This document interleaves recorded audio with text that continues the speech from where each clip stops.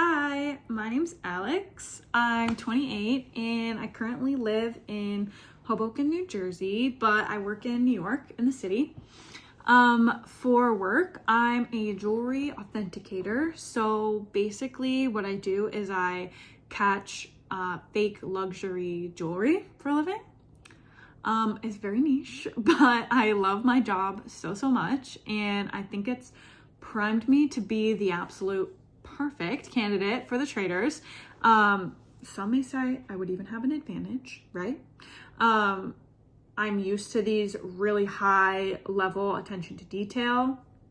I'm used to questioning stories, looking for inconsistencies, spotting fakes. So I think in a game that's all about faking and deception, I'm an absolute shoo-in. You're probably thinking to yourself, wow, she sounds like she would be the perfect faithful, right? She gets paid the big bucks to suss out weird behavior. And while I think you're absolutely right, I would way rather be a traitor. I think it's way more interesting. I think, picture this, it's kind of like an inside job, right? I'm so good at catching fakes. So imagine how good I would be at pretending to be real, right? Just reverse the situation, the story writes itself.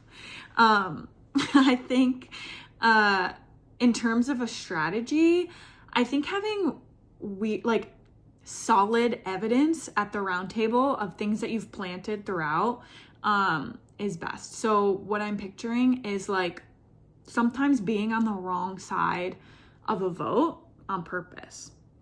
So like fiercely defending a faithful at the round table that you know is going to go home, just to later on be like, why would I have done that? Like if I was a traitor, of course I would have wanted, just another name to go home or things like that. Like having real evidence and things to speak on, I think is best.